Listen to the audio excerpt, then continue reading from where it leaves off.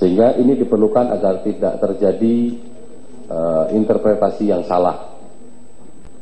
Kemudian KNKT juga merekomendasikan agar seluruh pilot dilatih dalam hal pengembalian kendali, terutama pada fase-fase kritis, sehingga tidak terjadi kedua pilot dua-duanya mengendalikan pesawat.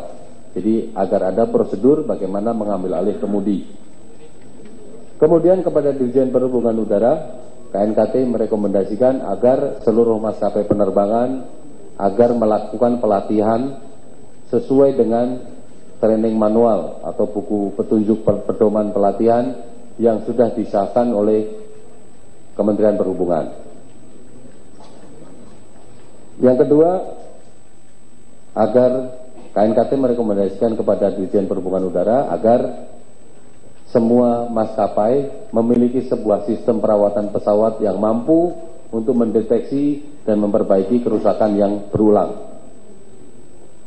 Kepada Dirjen Perhubungan Udara, KNKT memberikan rekomendasi ketiga, yaitu agar ketentuan dari International Civil Aviation Organization atau ICAO Annex 6 tentang tugas pilot in command dicantumkan dalam Civil Aviation Safety Regulation dan menjadi peraturan yang berlaku di Indonesia, yaitu isinya adalah pilot in command shall responsible for reporting all known or suspected defect in the aeroplane to the operator at the termination of the flight.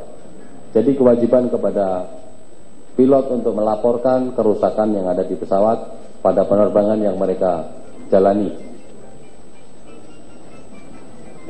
Kepada Airbus, KNKT merekomendasikan agar membuat suatu metode yang efektif bagi pilot untuk mengatasi masalah yang berulang pada suatu penerbangan dan mengurangi gangguan kepada pilot. Intinya di sini adalah agar ada suatu prosedur atau suatu metode yang membatasi kreativitas pilot agar tidak melakukan sesuatu di luar prosedur yang justru akan berdampak pada sesuatu yang tidak diinginkan. Kemudian kita juga minta kepada Airbus agar Airbus mewajibkan kepada seluruh pengguna Airbus di seluruh dunia agar kepada pilot Airbus diberikan training, yaitu upset recovery training, bagaimana merecover atau mengembalikan kondisi pesawat yang mengalami upset seperti tadi. Yang terakhir, KNKT memberikan rekomendasi kepada Federal Aviation Administration atau FAA, badan sertifikasi di Amerika, dan European Aviation Safety Agency atau EASA, badan sertifikasi Eropa, yaitu bentuknya adalah KNKT mendukung rekomendasi dari BEA Prancis. BEA adalah KNKT-nya Prancis, agar dibuat program pelatihan terkait dengan pengambil alihan kendali pada pesawat yang kendalinya tidak saling terkait. Dalam hal ini Airbus A320 adalah pesawat dengan teknologi fly-by-wire, di mana kemudi sebelah kiri dan sebelah kanan tidak terhubung, sehingga apa yang dilakukan oleh pilot sebelah kiri, pilot sebelah kanan tidak bisa lihat, tidak tahu. Begitu juga sebaliknya.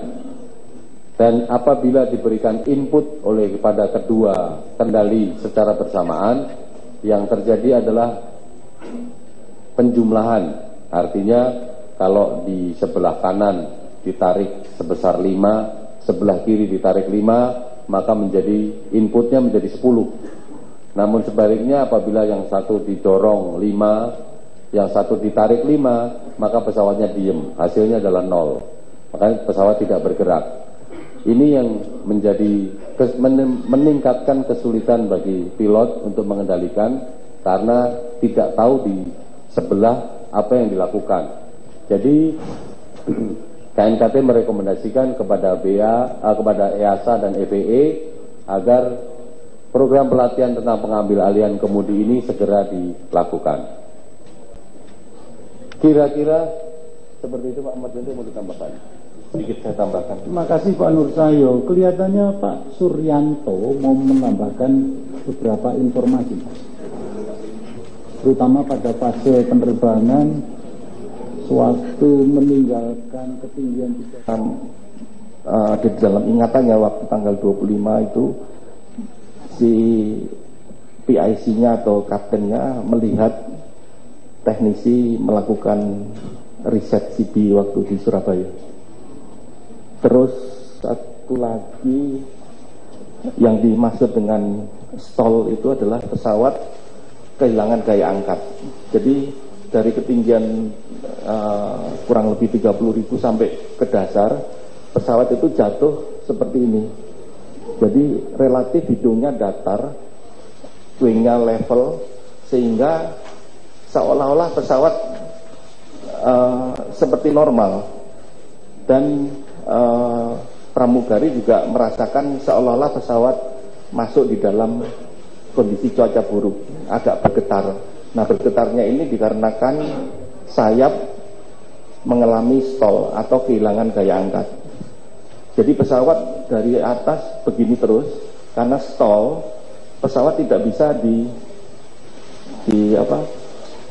ditukikkan ke bawah, karena yang di belakang sini sudah tidak ada gaya angkatnya, sehingga pesawat tidak bisa untuk mengatasi stall tidak bisa ditukikkan ke bawah. Nah, inilah yang dimaksud tadi dengan upset recovery training, supaya pilot diajarkan juga untuk mengatasi hal-hal yang seperti ini. Satu lagi masalah setelah FAC 1, FAC 2, terus autopilotnya sistemnya sudah tidak aktif, dan auto thrust itu yang mengatur untuk gaya dorong pesawat. Ini menuju dari normal law menjadi alternate law, artinya pesawat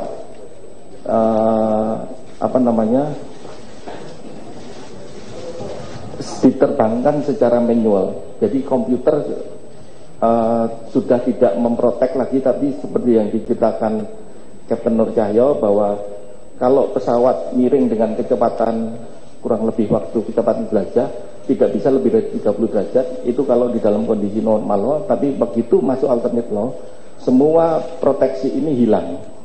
Jadi pesawat kembali kepada basicnya. Nah, mungkin untuk bisa memperjelas, mungkin bisa ada simulasinya? Enggak? Oh iya, kira-kira itu Pak Marjono, silakan. Maaf, saya tambahkan sedikit informasinya dari Pak Sur. Jadi ketika pesawat stall, itu pesawatnya posisinya begini, kemudian begitu. Biasanya pada pesawat yang manuvernya memang mau turun, itu ordernya sekitar 1.500 feet per menit kalau normal, 2.000 maksimum kalau namanya emergency descent 6.000 feet per menit. Ini sampai 20.000 feet per menit.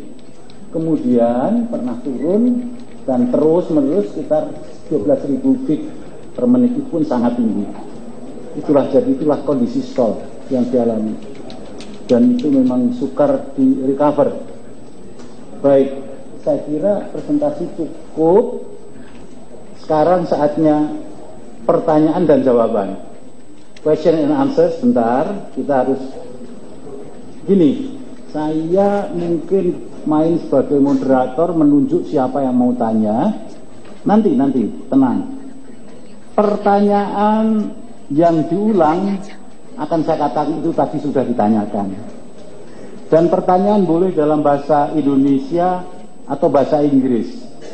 Untuk yang bahasa Inggris tentunya akan saya terjemahkan, atau kawan-kawan saya di sini akan menerjemahkan. Tapi sebelumnya saya mengundang Pak Oni untuk duduk di sini. Tolong bawa kursi masing-masing. Pak Oni, mau di situ ada speaker? Oke, Pak Oni akan menjawab di sana. Nanti saya ngatur siapa yang mau jawab.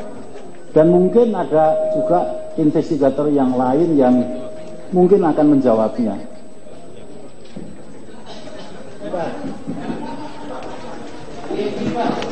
Satu, silahkan. Nanti. Pak, jadi ini permasalahannya juga ada juga di maintenance saya. Apakah itu benar? Atau ini sistem glitch? Atau itu tidak sengaja? Apakah RTLU, modul RTLU itu seluruhnya ditemukan di beberapa tempat lain? Kedua, mengenai pergerakan di side stick, itu bisa lebih dielaborasi Pak. Pergerakan side stick itu apakah ada hubungannya juga dengan yang tadi rekomendasi untuk FAA, untuk non-cancel? Terima kasih banyak. Baik, saya akan menjawab dulu pertanyaan pertama. Apakah ada kaitan dengan maintenance? Sistem atau manajemen maintenance? Ya, tentunya tidak disengaja. Bahwa sistem yang ada pada saat itu tidak berhasil atau tidak mengidentifikasi bahwa kerusakan itu berulang.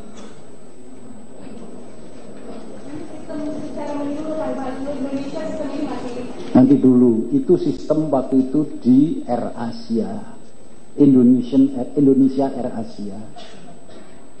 Hanya itu, ini sistem menurut Airbus.